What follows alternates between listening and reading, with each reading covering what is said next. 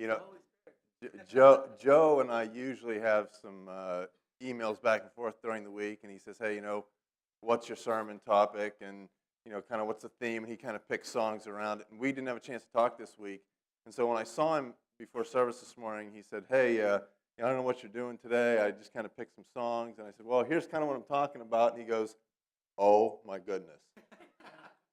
We're doing a new song we've never sung before, and wait till you see. I mean, it's the sermon. We can go home now. We're all set. It's amazing, amazing. Great choice, Joe. Wonderful song. When I was 13 years old, I was given the opportunity to work an entire summer with my father. His cousin, Andy, had come to him and said, "Hey, I need you to build a fence for me." And this cousin of my father, he owned a late model salvage, a junkyard, and on the back side of the property, he had a little farm. And he wanted it all fenced in, and he wanted a fence running down the middle to separate the two. And so he hired my father, and my father enlisted my services. So I worked an entire summer building a fence, and it was hard work. We had to carry a lot of fence. We carried big rolls of barbed wire fence. Some of the areas where we built the fence we couldn't get to by automobile, so we had to hoof all this stuff up into the woods. But most of the stuff, most of the places we had to build the fence, it was accessible by automobile, by a truck. And it wasn't the truck we used, but this was the truck that, as a 13-year-old boy, I got to drive all summer. It was similar to this truck. And the truck I drove, it was actually used in the late model salvage part of the business. And so the one I had no mirrors and no doors. It had no tailgate, and it was just beat. I mean, dense, rust, bumper hanging off, but it was great because I could hit stuff, and no one could say, "Hey, where'd this dent come from?" because it was already all beat up. You give a 13-year-old boy a pickup truck in a junkyard, he's going to have some fun with it, and I had a lot of fun with this thing. But I drove this truck around. I was responsible for making sure it was loaded with all the supplies. I'd use the truck to load up any debris we had to clean up because part of the job was to clear some of the woods out to make a pasture for some of the horses that were in the barn. So this is what I drove. This is what my father got to drive all summer. This is a Caterpillar D9 bulldozer. The D stands for dang. You could push anything with this thing. This thing was powerful, it was mean, it was nasty, and my father never let me drive it. But this is what he used. And we spent the summer together, father and son, building this fence. And for the most part, it was a great summer. We built a lot of fence. I made some money. We had our moments, my dad and I, but it was a great summer. Worked hard, got to drive a truck around. Until the last day. The last day, we had finished building the fence. We tied it into, we were right back where we started, and we tied it into that last fence post. We were done building the fence. And the last thing to do was to clear some of the land right where we were, clear some of that land to make a bigger pasture. And there was a little stream there, and Andy said, "Hey, can you push some stuff down into that stream, make a little dam. We'll make a little pond there for the horses to drink out of." So we were pushing over trees. My dad was pushing over some trees, and I was back behind him in the truck, chopping up the trees, loading the wood up, hauling it away. And everything was going fine until I looked up, and from beneath the seat of the D9 dozer, there were flames coming out of it, and big black billows of smoke. Now, I'm a 13-year-old boy, and I'm looking at my dad sitting on this D9 dozer, and it's on fire. And I'm terrified. I mean, I am scared beyond belief. And my dad is sitting up in the cab, and he's doing this. He's pointing to the pond that we just made. He wants me to get to the pond. He's driving the D9 dozer to the pond, and I'm going to drive the truck to the pond because I got some 5-gallon buckets in the truck. And we're going to dip water out of the pond, and we're going to put this fire out. So my dad is taking the dozer there, and I hop in the truck, and it's a 5-speed, right? It's on the floor. I'm busting down this hillside, and tools are flying out of the truck, and I'm almost flying out of the truck because there's no doors on it. And if you notice, you know where the diesel fuel was stored on a D9 dozer? Underneath the seat. I'm thinking my dad is sitting on an atomic bomb. I am like just revved up. I get down there, I slam on the brakes, I jump out of the truck, I grab the buckets, and my dad's already at the pond, and I throw a bucket to him, and he's throwing water on it, I'm throwing water on it, and we get the fire out. And my heart's racing, and my dad says, "Hey, it's okay. Everything's fine." He looks at me, "Are you okay?" "I'm okay." I'm not really okay, but I'm telling him I'm okay. And he looks at me, and I'll never forget, and he goes, "Well, that was kind of exciting, wasn't it?" We were kind of having a little father-son moment there for a minute. But that father-son moment only lasted for a few seconds. Because from behind us came a noise.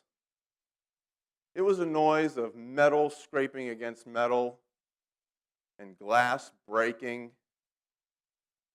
And we turned around to see what it was. In my terror, in my fear, I had jumped out of the truck, and I did not leave it in gear. I did not set the parking brake. And I can imagine as we were throwing water on the fire, the wheels of the truck slowly started to turn. And they went round and round. And it built up some momentum. And it got going pretty fast. And the truck drifted right through the fence we had just built.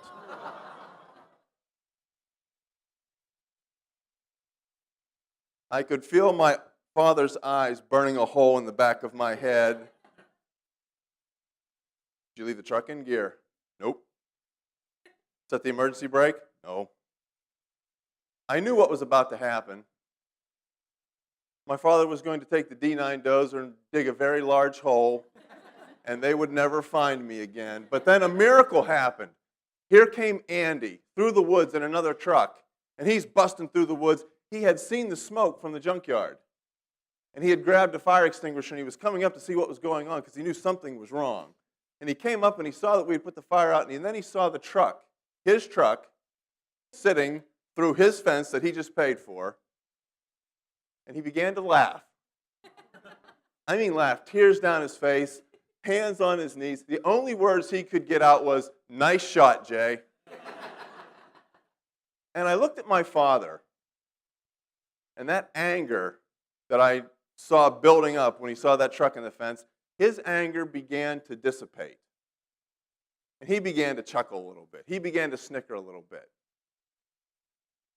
Because if the guy whose truck it was, if the guy whose fence it was wasn't angry at me,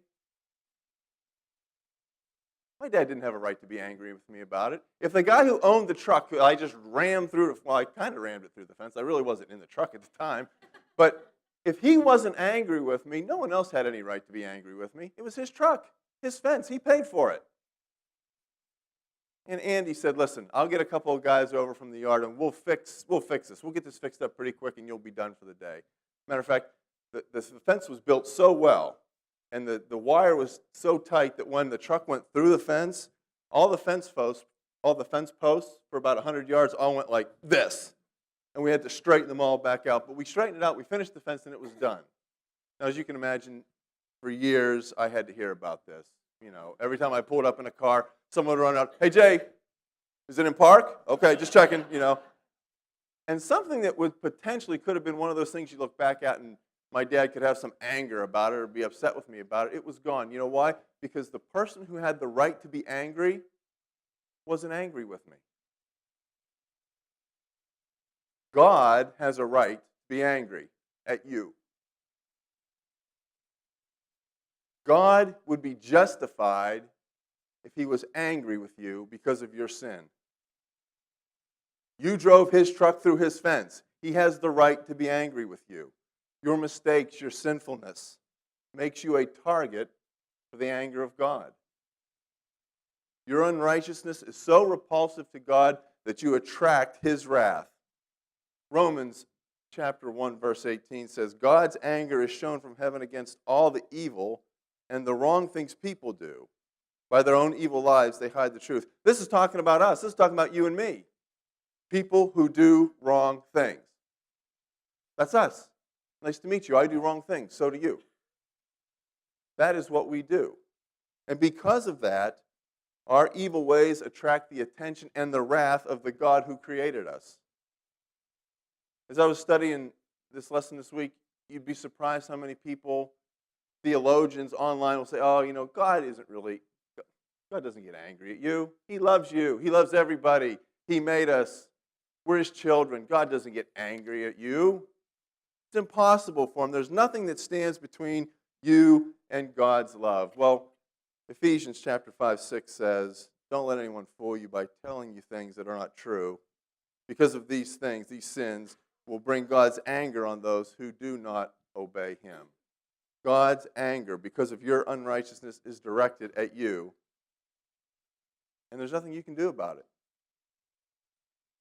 There's absolutely nothing you can do about it. You can't live a life righteous enough or good enough to turn His anger from you. Because you're human. We sin, that's what we do. There's nothing we can do to divert the anger that God has for us. Because we deserve it. We drove the truck through the fence. And so, if the story ended there, the only thing for us to do would be to, as Hebrews says, wait for the judgment and the terrible fire that comes to consume all those who live against God, because it is a terrible thing to fall into the hands of a living God. But the owner of the truck, the owner of the fence, made a plan. He set a plan in place to appease his own anger. And the best part about this plan, He didn't include us in it. His plan has nothing to do with us. As you look through the Old Testament and the New Testament, you see many names or titles or descriptions of Jesus.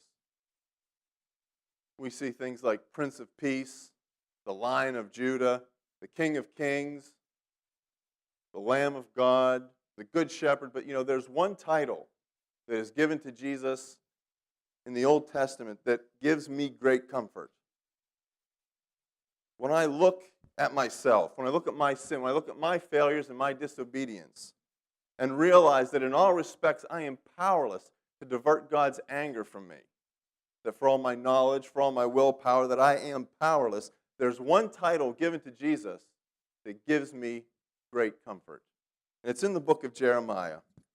The prophet here writes, "The days are surely coming, says the Lord, when I will fulfill the promise I made to the house of Israel and to the house of Judah, so that those days, and at that time, I will cause a righteous branch to spring up for David, and he shall execute judgment and righteousness in the land. In those days, Judah will be saved, and Jerusalem will live in safety." Now listen to this. "And this is the name by which it will be called, the Lord is our righteousness." The Lord is our righteousness. Some translations say, the Lord our righteousness. That is something that is added in for us. The Lord our righteousness. Scholars tell us that this wording, this phraseology here, literally means that when we accept Jesus as Lord, when we embrace Jesus, it gives us the right to wear the name righteous. When we embrace Jesus, we can view ourselves as righteous because the Lord is our righteousness. The good news isn't simply that Jesus is righteous in and of Himself and therefore the wrath of God isn't directed at Him, but the good news is that He is righteous, and the great news is God's anger is no longer directed at us. How is that possible?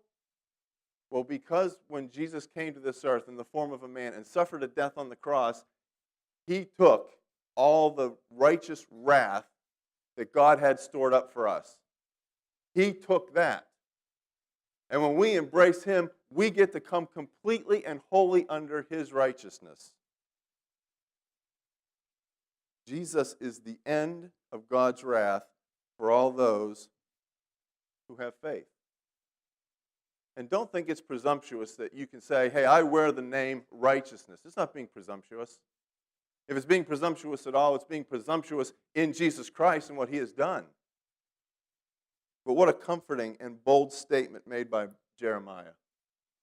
The Lord our righteousness. This was a statement written before the time of Jesus and written during a time when the plan to deal with sin wasn't all that good. It wasn't all that effective. It was not adequate. It was a plan that was like trying to put a Band-Aid on a wound that needed a tourniquet. The old plan merely covered over sins. It never removed sin from people. And because it never removed the sin, it really never removed the wrath that God had stored up.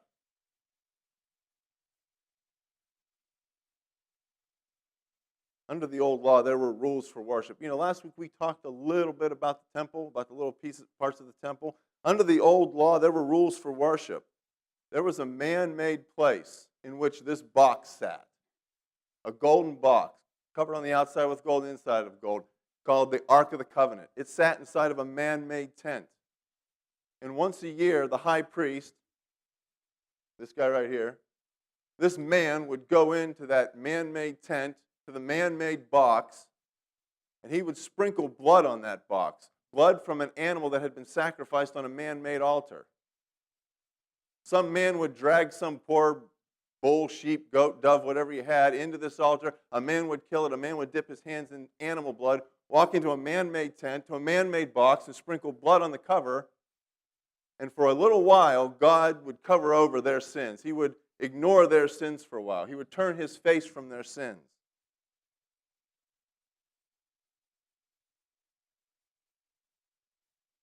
And it wasn't done once in a while. It was done every year. The book of Hebrews tells us this sacrificing over and over of animals never really did anything to remove the sin.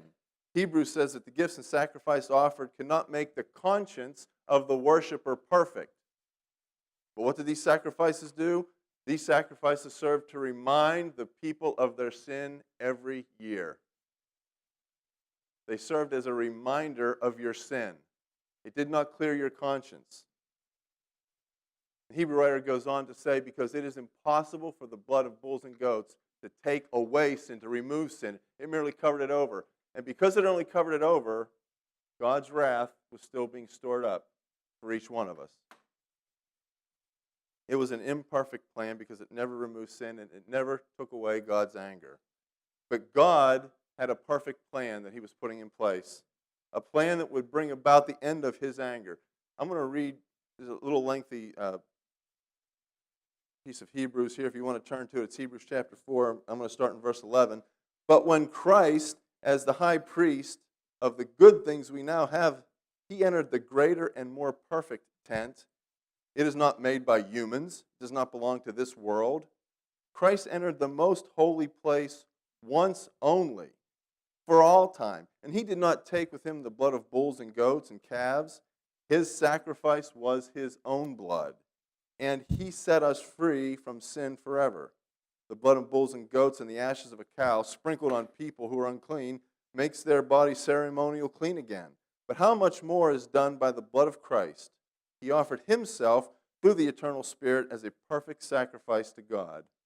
His blood will make our consciences pure from the useless acts so that we may serve the living God. For this reason, Christ brings a new agreement from God to his people. Those who are called by God can now receive the blessings he has promised, blessings that will last forever. They can have those things because Christ died so that the people who lived under the first agreement could be set free from sin. Look what God did here in his new plan. He took everything that was man, about man, and he took it out of the plan. He went from a tent and a golden box to where forgiveness happens to the very throne room of God. And he took away a high priest who is sinful himself and who is mortal, who's going to die. When this guy dies, his priesthood is over. He replaced that man priest with Jesus, a priest who after he died, his priesthood continues on forever. He sits right now at the right hand of God, acting as our high priest, interceding for us. He took man out of it. He took away the forced sacrifice of an animal being drug in, and he gave a willing sacrifice of his son. He took away animals and their blood, and he replaced them with his son, the perfect lamb. You see this now? The Lord, our righteousness. I don't see myself anywhere in this plan. The plan that brought me righteousness, the plan that took away God's anger, had nothing to do with me. And thank God it doesn't, because I screw things up. I drive trucks through fences. Right? God's plan is Jesus is your righteousness. He took mankind out of it.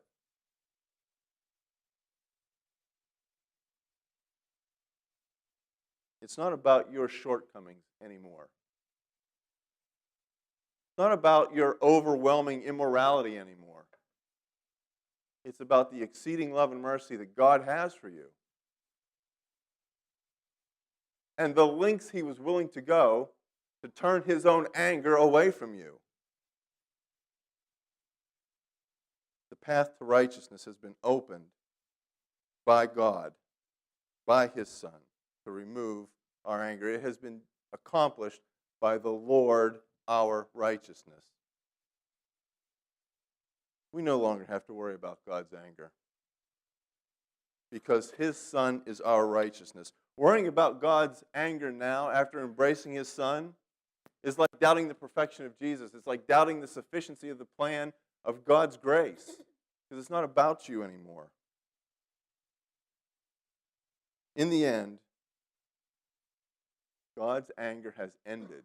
We have come into the time of the end of God's anger for those who embrace his Son. Each one of us can now say, "The Lord, my righteousness." I can now confidently wear the name righteousness, and not in a self-righteous way, not in a boasting way, unless you want to boast about what Jesus has done for you. Now listen to me. Since God no longer has anger towards you, since God no longer has anger towards you, now that your sin is forgiven, and he continues to forgive you as you repent, as you change your life to honor him, now that God no longer holds your sin against you, tell me, who would dare judge you as guilty? Who has the right to judge you as guilty if God has deemed you forgiven? He's deemed you righteous. Who would dare do that? Don't let anybody drag you backwards. Don't let anyone strip you of the name that Jesus bought for you. He bought you the name righteous. Don't you dare let anyone strip that name from you. He bought you and you belong to him. And as 2 Corinthians says, if anyone belongs to Christ, there's a new creation. The old things are gone, everything is new. All this is where? From God. Through what? Through the Lord my righteousness. God made peace between us and himself, and God gave us the work of telling everyone about the peace that we can have with him. You have been made new again, and you are at peace with God. Don't let others hold your past sins against you. Don't let them drag you down by reminding you of sins that God has long since forgotten. Stephen Poor, don't you dare let anyone take the name righteousness from you, because God bought that for you. And Stephen, don't you dare let Stephen Poor drag you down either.